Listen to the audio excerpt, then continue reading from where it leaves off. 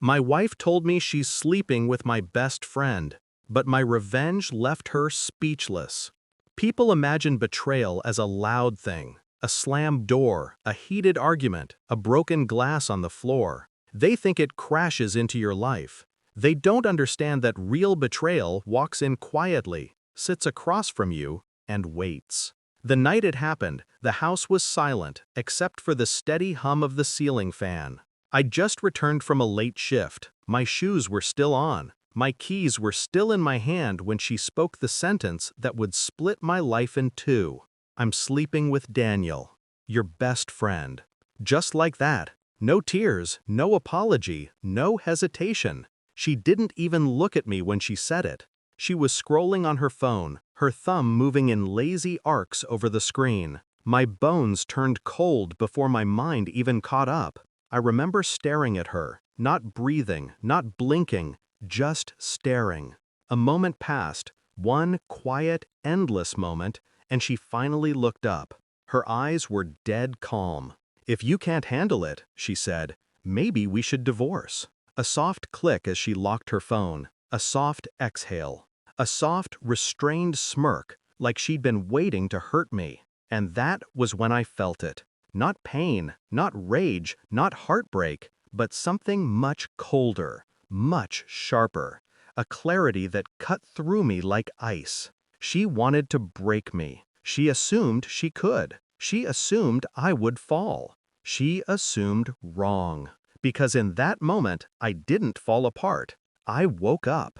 The next morning, she acted like nothing happened. Coffee brewing, toast popping from the toaster, music playing softly from the kitchen speaker. Routine, predictable, mechanical. "Don't be dramatic about last night," she said, sliding a cup toward me. "It's not like it's a big deal."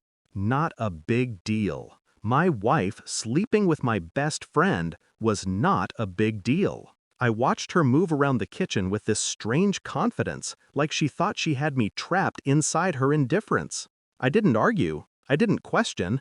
I didn't remind her of our vows. I just nodded, because I already understood something she didn't. When someone confesses with zero remorse, it means the affair isn't new. It means it has already consumed them.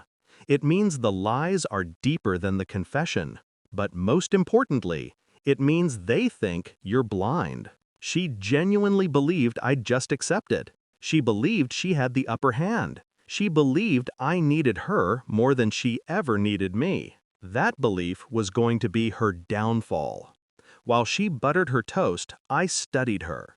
The small marks on her neck she thought she hid. The new perfume she never wore for me. The way she kept checking her phone as if expecting a message. And I felt something shift inside me. Not love, not sorrow, something colder, a strategy forming. She didn't know yet, but she had already lost. Over the next week, I became two people. On the surface, I was calm, routine, predictable. That's what she needed to see. Underneath, I was something else entirely. I checked our shared cloud storage, phone logs, hidden chats she thought were deleted, bank statements revealing secret dinners and hotel rooms. Each discovery was another nail in the coffin she built for herself. Daniel, my best friend since childhood, was in almost every message. The words they exchanged were sickening, not because they were intimate, but because they laughed about me. They laughed at my trust, at my loyalty, at my stupidity. Except I wasn't stupid, I was patient. I watched her leave the house dressed too nicely for girls' nights. I watched her silence her notifications when I walked into the room.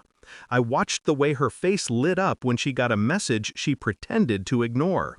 Every observation fed the fire in me, but it didn't burn wild. It burned controlled, contained, cold. The kind of fire that forges steel. While she continued her affair, I met with a lawyer. Quietly, strategically, I collected evidence, screenshots, dates, receipts. I built a case so airtight it could suffocate the both of them. But I wasn't ready to confront her yet. Not until the day came when the truth became undeniable. Not until I could see the look on her face when she realized I had never been the blind one. She had. The universe has a strange sense of timing. The day the final piece of evidence arrived, a hotel invoice with her signature on it, she walked into the living room with tears in her eyes. Fake tears. "We need to talk," she said softly. I nodded. "Go ahead." She took a long breath, as if preparing herself for another performance. "I think maybe we need space. I don't feel appreciated. Daniel understands me better."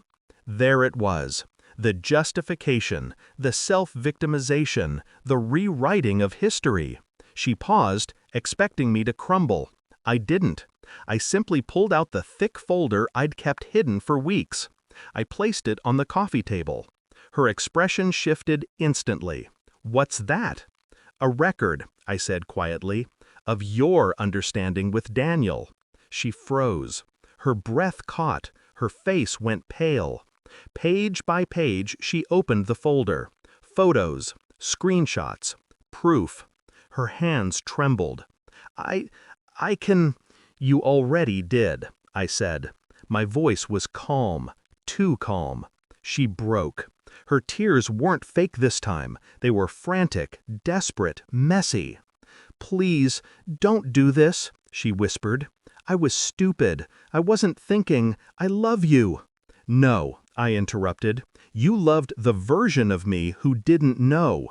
Her lips quivered. She reached for me. I stepped back, and the space between us felt like a door closing. Revenge doesn't need screaming. It doesn't need violence. Real revenge is silent. It's the moment someone realizes they never had power to begin with. I invited Daniel over. He walked into the house smiling like he belonged there, until he saw her, and the folder, and my expression. He froze. "What's going on?" he whispered. I handed him a copy of the evidence. His face collapsed as he read it. My wife sank to the floor between us, sobbing uncontrollably. "You two deserve each other," I said quietly, "and now you can have each other." "What are you doing?" Daniel asked. "Leaving," I said, "but not before giving you something to remember." I placed 2 documents on the table, the divorce agreement and the deed to the house with her name removed. She looked up, eyes wide. You're kicking me out?" "No," I said. "I'm simply giving you the freedom you wanted, without the comfort you expected." Her mouth opened, but no sound came out. "And you," I said to Daniel, "can help her figure out where to live." They both stared at me, shattered, exposed, small. I walked past them without another word. No yelling, no insults, nothing dramatic. Just the sound of my footsteps. Steps away from the life they destroyed. Steps toward a life they could never touch again. I moved into a small apartment the next day. Quiet, minimal, peaceful. For the first time in months, I slept without waking up to the sound of lies. My lawyer later told me it was one of the cleanest divorces he'd ever handled. "No emotions at all," he said. "You walked away like the marriage never existed." He was right, because by the time she confessed, it already didn't. She tried calling, texting, begging for forgiveness. I never answered. The world eventually found out what she'd done. She lost friends, reputation, support. Daniel stopped seeing her shortly after, and she ended up alone. Exactly where betrayal leaves people. As for me, I became something she never expected. Free. Not healed, not hopeful, just free. The last message she ever sent me said, "Why didn't you fight for me?" I didn't reply, because the truth was simple. I didn't lose her. I let her reveal herself. And once someone shows you who they really are, you don't fight for them. You walk away. Quietly. Completely. Finally. How could you do this?